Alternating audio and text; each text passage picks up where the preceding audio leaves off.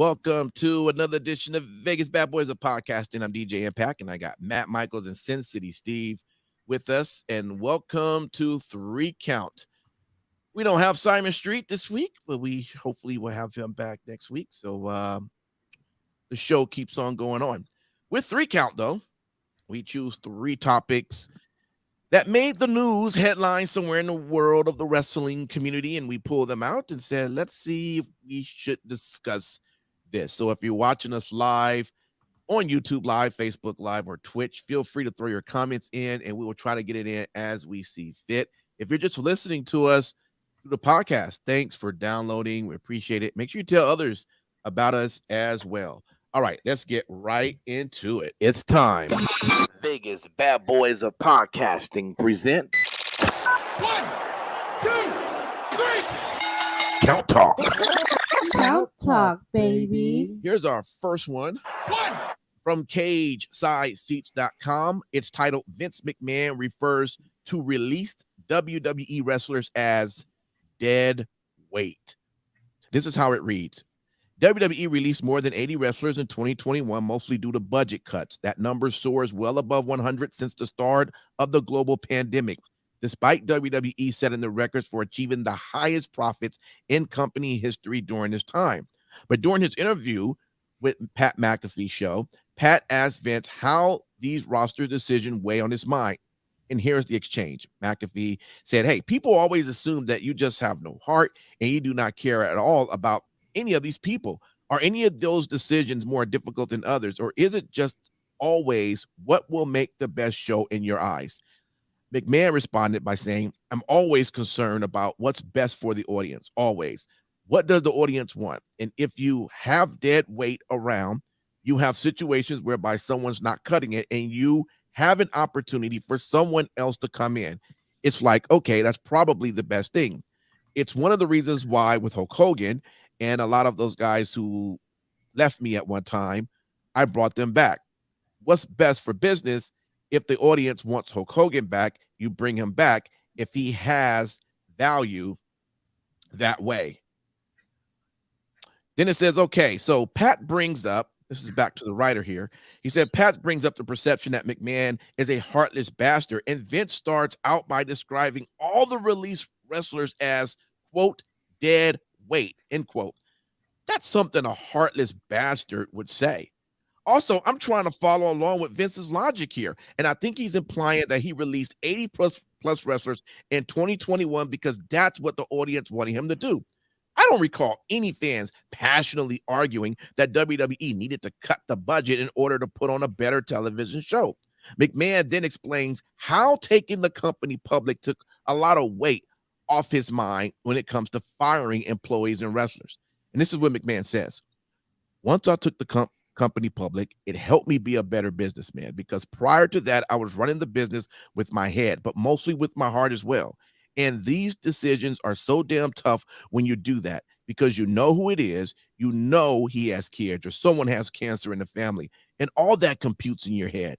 But once you're a public company, now you go stockholders. It is the business then, so it helps me make easier and better business decisions because my heart, there's still some of it in there. I know it sounds awful, but there is. But at the same time, it's business, and there's nothing personal about it in terms of whether I like somebody or I don't like someone or whatever. Now back to the writer here. He says, so let me get this straight, McMahon. Used to consider a wrestler's personal circumstances such as cancer in the family, but now Vince only cares about stockholders. It makes it so much easier to ignore all that shit and just fire away. Yes, Vince, you are right. That does sound awful. At least Vince clarifies that the audience he supposedly listens to isn't actually WWE fans. It's the WWE stockholders. That's the audience that is happy when he fires 80 wrestlers in 1 year. And then Vince wraps up the topic by saying wrestlers make too many excuses when he fires them. McMahon said that sometimes athletes, when they're not given the opportunity or if they are and it doesn't work, people from all walks of life seldom look in the mirror and say, you know what? I was the guy who fucked up. It was on me. Instead, everyone has a million excuses to why things didn't work. And generally speaking, the heat has to go on someplace. The old blame game, and I'm the bad guy. That's part of the job. Now, the writer sums up by saying this, right? So wrestlers who are given no opportunity should point the fingers at themselves for Vince McMahon decisions. Yes, Hit Row, you are 100% to blame for getting released by McMahon just a few weeks after being caught up to SmackDown. The same goes for you, Tegan Knox. How dare you not get over after WWE randomly broke up your tag team and never brought you back on television? You should really look in the mirror, admit that you fucked up, and stop blaming Vince McMahon for his decision to fire you. The truth of the matter, of course, is that each and every case is different, and there are varying amounts of blame to go around between McMahon, the wrestler, other actors, and luck. But McMahon is instead acting like he doesn't deserve to be called the bad guy, and it's all the fault of the dead weight wrestlers. That sounds to me like someone who needs to look in the mirror and stop making excuses. Wow. Matt Michaels, this guy absolutely is making the case that Vince McMahon is the problem. Now, you pulled this particular article. What was your take when you read it? You know, it's very interesting because wrestling is a medium in which I think that the fans believe that they know what's best, right? Mm-hmm. It's been something that has always kind of been that way. You know, the honest truth is that you know, Vince McMahon is Jeff Bezos or, you know, any other wealthy business owner, right? Right. And so you have to look at it as a 50-50. 50% of the people are going to agree with what you do, and 50% are going to disagree with what you do. Mm-hmm. Because of that fact, people believe in having businessmen run businesses, right? Right. And those people who are the ones who benefit the most from that are the people who have no association with you know, their employees other than the numbers game. And let's face it, Vince is taking the blame, but he's also not the one who's necessarily doing it, because McMahon didn't release all these people until Nick Khan got involved. Mm-hmm. So he found someone who comes from a sporting background, and you know, like many front offices and sporting teams, you say goodbye to popular athletes when they're not profitable to you. Now, the problem with wrestling is that could be a lot of different factors. You know, it's not performance straight out. It's character, it's development, it's, you know, part of your writing staff. I think that if you're going to and it's interesting too, because we focus on the wrestlers themselves, Mm-hmm. but we don't focus on all the front office people that were let go too. So that makes it you know, a totally different ball game as well. There are so many more floating parts in pro wrestling than almost any other entertainment aspect out there. You know, no one points a finger at the head of 20th Century Fox Studios if they're doing good. But, well, I guess Disney now, since they own them. Mm-hmm. But as soon as, you know, the revenue isn't where it, you know, is expected to be, it's the fronts of these companies that get fired in your big and in entertainment industry companies. So, you know, I think Well, the let me wrestling. ask you this. What's the difference though between you, let's say you're Vince McMahon, and what how you explaining it? Someone goes, okay, I get that, I understand that.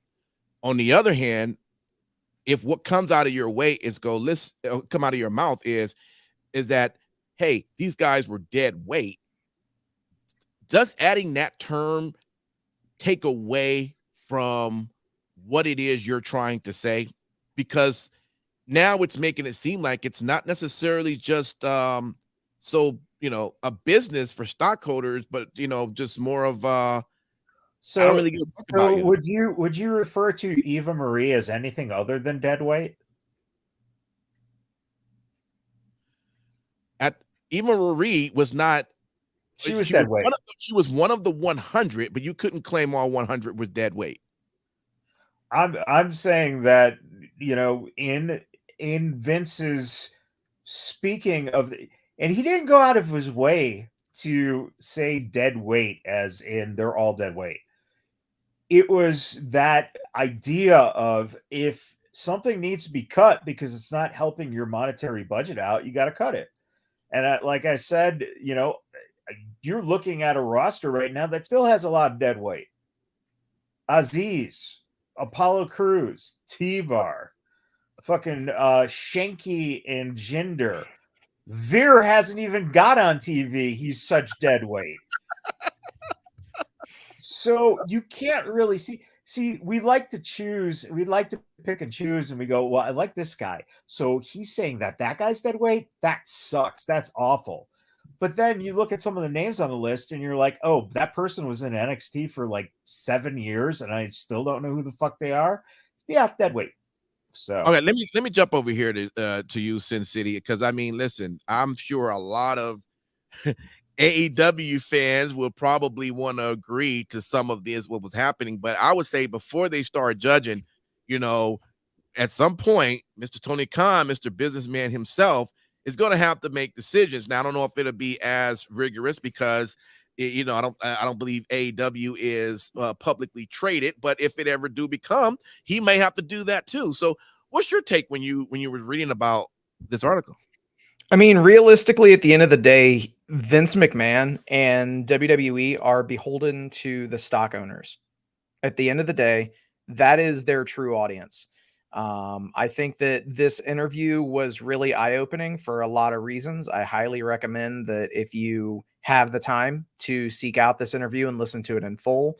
It's over an hour and a half. Obviously, make sure that you finish listening to this wonderful show first. Thank you. But then after that, yeah, definitely seek it out. I think the one thing that is very important is that Vince did. He said the quiet part out loud. They're only fans or their target audience, or he actually used the term focus group, that they have a focus group every week. It's going to be your stockholders. Yes, the fans in the arena are going to make noise. They're going to be the ones that are buying your merch, buying your stuff, you know, helping your bottom line. But at the end of the day, the stock owners are the most important people for WWE. And somebody within WWE has finally said the quiet part out loud. So yeah. that was something that really stood out to me. Now, definitely, I disagree with, you know, the whole notion of everybody that got terminated or let go was because they were dead weight. And, you know, it's one of those things that the number one thing that, as I was reading to this and as you were reading it just now, what came to mind was I really want to know the real name of this article, of this author of this article, because it says the byline is by Kane A. Knight. I highly doubt that that's his real name, or if it's even a he, but whatever the case might be. I'm genuinely curious if this person just has an axe to grind against WWE, against Vince McMahon, or if, you know, they maybe were affiliated with WWE and either they were let go or someone that they knew were let go. Because it's Shane McMahon. Shane. That's the reason he used Kane. Right. The thing that kills me is it's like, I mean, this article was just bashing Vince from top to bottom. It was, right. It was really, that was the number one thing that stood out to me. Generally, when somebody's trying to be objective, you know, they'll say something positive whatsoever, or at least attempt to formulate something positive. This author didn't even choose to do that. So this was a one-sided hit piece as far as I'm concerned. No doubt. All right. Thank you, gentlemen, for that. Let's go right into count two. And this one is from Sports Illustrated, SI.com. It is titled All Elite Wrestling CEO Tony Khan announces purchase of Ring of Honor. And it reads like this: after hyping that he had a huge announcement to make, Khan opened Wednesday's episode of Dynamite by revealing that he has purchased wrestling promotion Ring of Honor from Sinclair Broadcast Group, which had owned ROH since buying the company from Kerry Silkin in 2011. The deal includes ROH video library, the brand assets, intellectual property, production equipment, and more. ROH video library dates back to 2002 and features footage of many wrestlers who are now signed to AEW. Financial terms of the agreement weren't disclosed. The purchase is being completed through an entity that is wholly owned by Khan.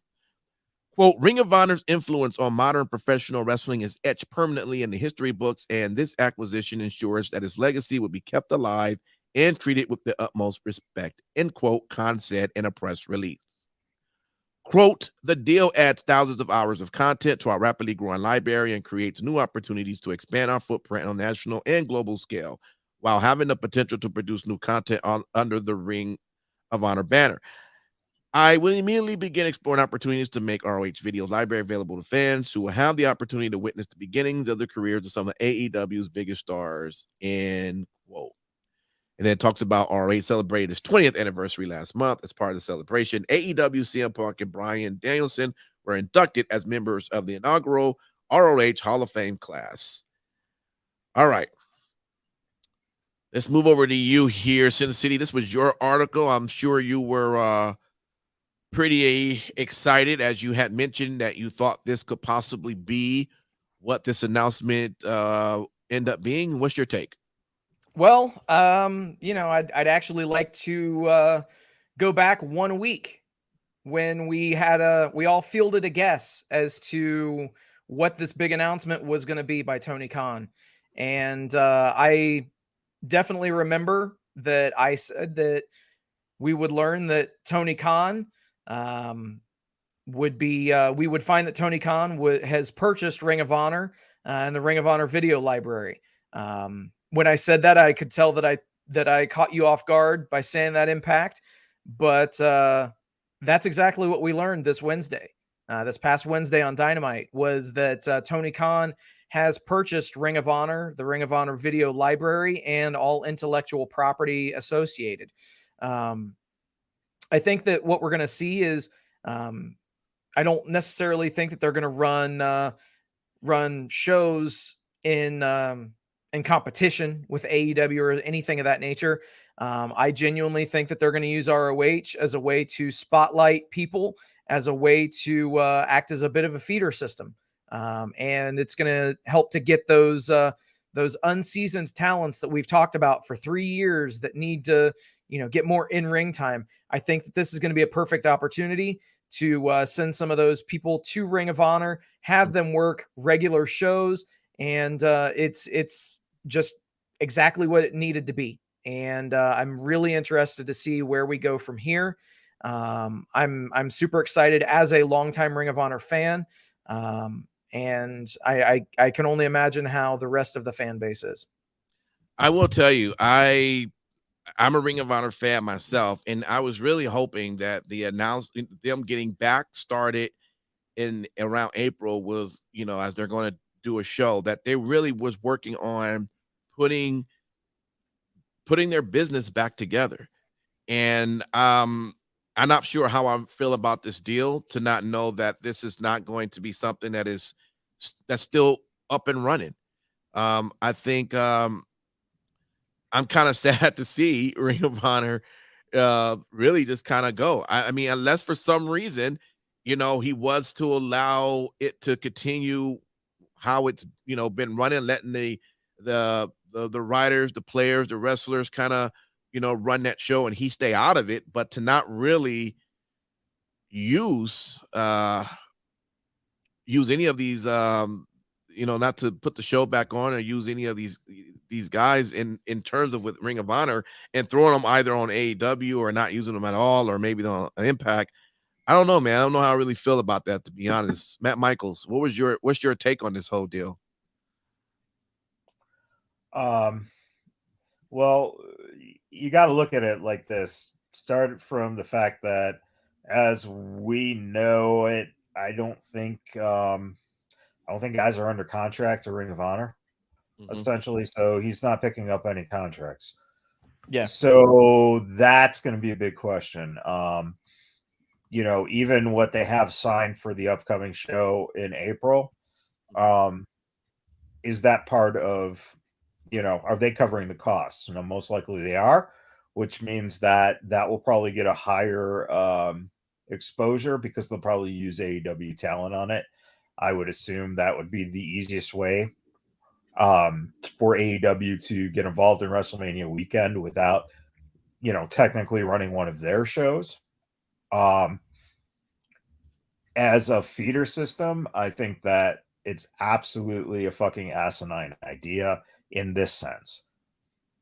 ROH had its own fan base. A lot of those fans are AEW's fan base. If you now take the talent that you've been using on Dark and now you're putting it onto ROH, and you're just using the ROH name, you now have essentially ECW in the WWE system. Because it's still going to be AEW regardless. Right. So, what he ended up purchasing here is a tape library. And that's really what it comes down to. Because in all honesty, go and look at, the fans you're trying to build. Is that even something that, fans who are not CM Punk coming out to his Ring of Honor theme? How many fans that are AEW fans are not aware of that at all? Right? They don't know his history. So the marks, the people who followed, will be the ones to respond to that. But the people who never knew him as ROH, what the fuck is this music, right? So they're still doing a weird thing, and that is they're placating to the audience that they have, but they're not opening up why we should know about this to the audience you want to build. It makes no sense. And I think that also, one of the highlights in terms of like, oh yeah, Tony's going to build this and it will be, a developed system and et cetera, et cetera. And all you have to do is look at the image from the pay-per-view. And that is, you had Moxley, Daniel Bryan, and William Regal all in the same ring. That's a WWE show. So now, if you're expecting ROH to become their feeder system, so now ROH is becoming the show that AEW was supposed to be when they started, because they weren't going to be the WWE. But now that their main show is just the WWE people, we need a place to put the people that are not WWE people that no one knows, that we can develop so they can come onto our TV. It's chaos. Like, there's no plan in place. And it seems like like he just, Dad, I want to buy another wrestling company. Oh, okay. Here's the check. Yeah. I don't know. Any rebuttal on that, City? Or are you good? I mean, there's not really too much to rebut. It's, I think that, keeping the Ring of Honor name and branding around is definitely going to be the best thing to do. And let's call it what it is. This also allows us to get closer to a time when another rumored announcement was that they were going to be, utilizing a streaming service like an HBO Max or something of that nature.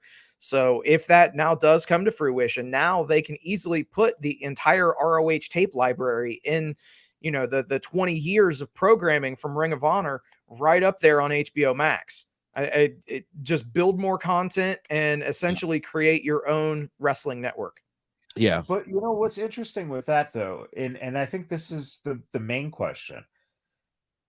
So the WWE went about it where they acquired, you know, as much as they could acquire, but a lot of it was in the sense because there was no other place to showcase the stuff. Okay. So they were able to get the stuff.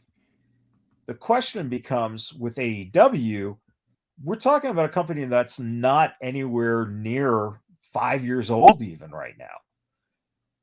What interest is there for kids or younger fans in watching old ROH things?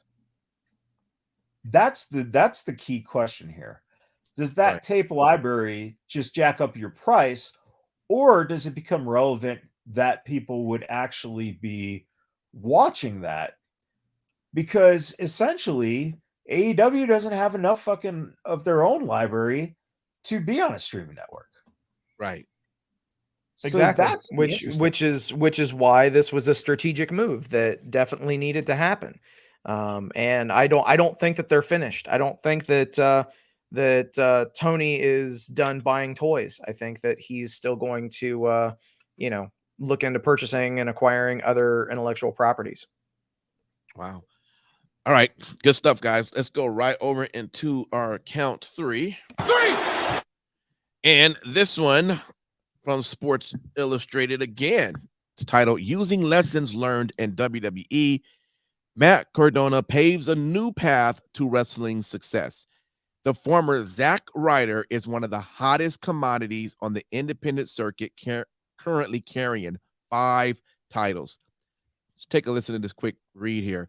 And Matt Cardona, I'm showing you, and this is just a quick little highlight before I get with it. It says, Matt Cardona, I'm showing you you don't need WWE or AEW to be a successful pro wrestler.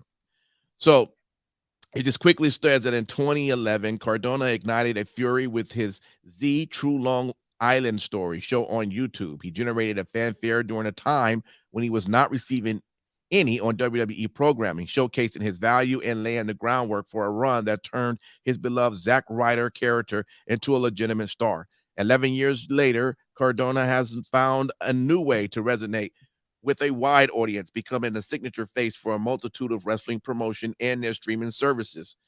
Quote, I opened up floodgates for this whole generations of wrestlers to get over by using the internet with my YouTube show. And now I'm showing you don't need WWE or AEW to be a successful pro wrestler. End quote, Cardona says. I'm proving that you can just bust your ass and do it your way. Now, after an attention-grabbing run this summer as GCW champ, Cardona is currently carrying 5 titles. Those include the Impact Wrestling Digital Media Championship, his own Internet Championship belt, indie promotion AIW's Absolute and Intense titles, and his most recent acquisition, the NWA World Heavyweight Champion. And Cardona defeated Trevor Murdoch for the belt 2 weeks ago, and he plans to add a whole new vigor to what he believes is an antiquated brand. Quote, this is my opportunity to be the top guy, says Cardona, who would defend the title next month against former champ Nick Aldis at the NWA Crockett Cup. Quote, but just because I'm in this position doesn't mean I'm going to sugarcoat how I feel. When I was a kid growing up, I thought the NWA was old, dated, and boring. I was a WWF fan. Now it's 30 years later, and I still think that NWA is old and dated and boring. I'm here to save the place, even if I'm getting booed for it, end quote. And then Cardona presents himself in wrestling as the hero, which only makes audiences more eager to view him as the villain.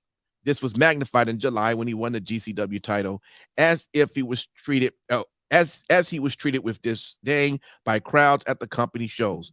He remained an important cog in GCW's growth, appearing this Friday at their Welcome to Heartbreak show in Los Angeles, where he will tag with longtime friend Brian Myers, the former Kurt Hawkins, against Joey Janela and the returning Sean Waltman. Quote, we're coming to beat them up, get some buzz, and make some money, Cardona says. Quote, we have Chelsea Green by our side. We have matching gear. That is a throwback to our old indie gear. We're not coming to LA to lose, even if X-Pac's Bix return, end quote. finish up, it says Cardona brings a high level of entertainment to his matches, which was on display in an intergender match against Jordan Grace at Impact's No Surrender special last weekend. He and Grace works especially well together, and the 8-minute match ended after Grace was disqualified, extending Cardona's reigns as the digital media champion. And in addition to their upcoming rematch, which had already aired on TV, Cardona has a full plate of must-see matches on the horizon. This includes a tag match next month with Myers, his Major Wrestling Figure podcast partner, at a big-time wrestling show in Albany, New York, against Matt and Jeff Hardy. This is the greatest time of my life and the greatest time of my career, Cardona says. I'm so busy working on podcasts, wrestling, and being on the gym. I love the grime, I love the hustle, and I love WWE, and I could pitch ideas, but 9 out of 10 times they wouldn't happen. Now I could do whatever I want. And using the knowledge acquired during his 15-year run in WWE, Cardona is now redefining how to become a star. Quote, everything I learned in WWE has made who I am today, Cardona says. I am not bitter. I don't resent WWE at all. When I say that WWE was my developmental, that's not a shot. It's the truth. I learned everything it takes to become a superstar while in WWE. That's understanding merchandise, knowing how to look for the hard camera in a match, presenting myself a certain way in interviews. All that was learned in WWE has made me who I am. All right, guys. So this was pretty interesting because Cardona is looking at this completely different. We sit back all the time talking about WWE and AEW and versus and this and that. This guy is saying, look, you don't need to have either one of them. You just got to work hard and go out there in these shows and, make it count, make it work. And he's doing it, and he's showing exactly how to do that. And I know it talks about how he had his YouTube show. Let me ask you this, Sin City. He had his show before Bucks had their BTE, right? Yeah. So he was the first, one of the first wrestling YouTubers. Right. Yeah. So I mean, and he does, and he also gives props to WWE, saying, look, they have helped develop me to get to where I am. What do you think about this when you read it? Does it look like that? And I'll start with you, Sin City, that Cardona looked like in many ways he's chose a different path, but a path that works for him, and that could be a blueprint for how it works for other indie wrestlers. I think that you made a really, really good point right there. Is that he could be making a blueprint for how other people can do this exactly. Just as he, like what we just discussed.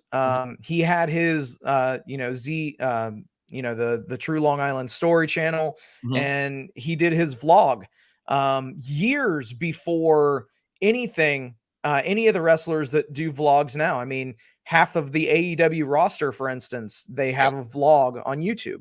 Right. He was doing this a decade ago. Yeah. So I think that it's really interesting, and Matt Cardona does take a lot of shit in this business. Yeah, he does. But he's extremely smart, and he has found ways to revitalize and use tools at his disposal in order to allow him to evolve through the game and blaze that path for others. It's awesome to see. Yeah. Let me ask you, Matt Michaels. It's funny that he was being truthful, and I'll be honest, I kind of think the same way. When you think of NWA, and he says, "Look, man, I mean, I it's dated, it's old, it's he called it boring, but and then of course he threw in there that hey, it's still there to still those things he believed today, and he's here to save the place even if he gets booed. But I guess the good thing is that with him being a part of an organization like NWA, he could make it very interesting to a point where maybe even those who are becoming newer fans, younger fans, maybe that doesn't even know anything about NWA, could learn a lot about what NWA was about and see how, the historical aspects of that company. This seemed like a good thing that he's doing, right? So I think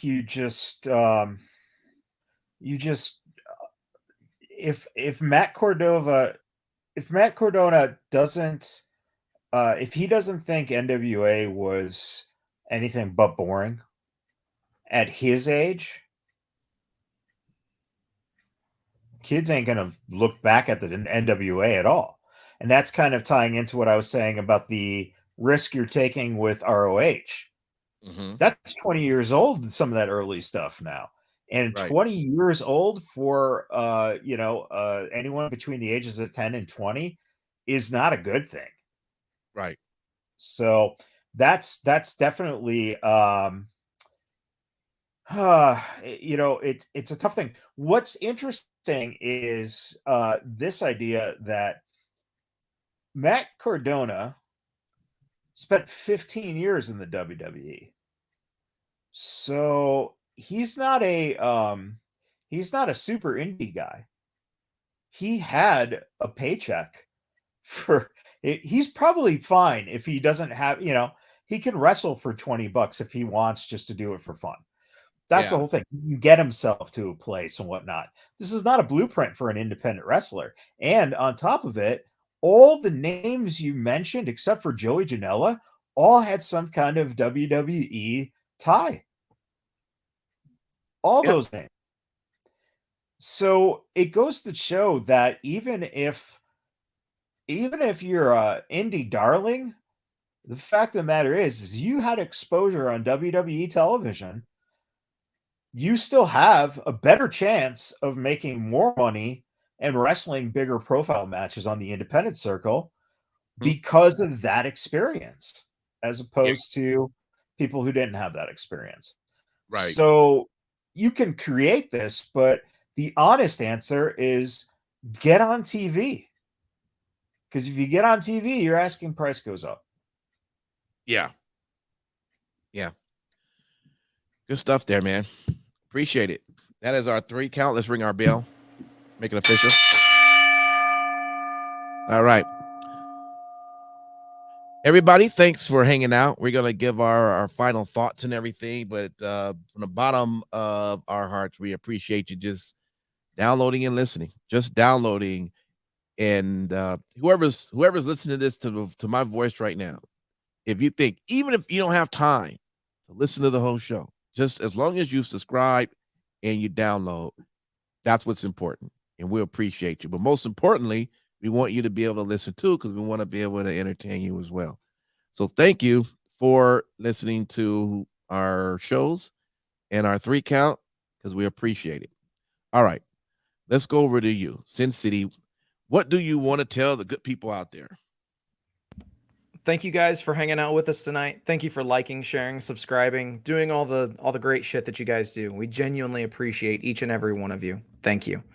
Also, very special shout out to all the brave men and women serving this country, whether you're on lands foreign or domestic. We appreciate you doing what you're doing so that we can do what we love to do.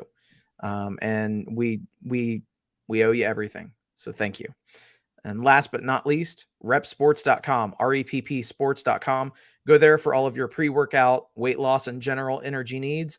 Again, that's repsports.com. Use promo code Vegas at checkout and save 15%. Hey, by the way, before I go over to Matt Michaels, if you're listening to the show and you ever go, hey, I wonder what these guys think of this article, something that you've read, just send it to our email. Vegas BadBoyz of podcasting at gmail.com. If you're able to DM us or throw it in as one of our social media, we'll get it and we'll take a look at it, and we will love to discuss it. All right. So you're a part of this as well. Let us know what you like. All right, Matt Michaels, what would you like to say?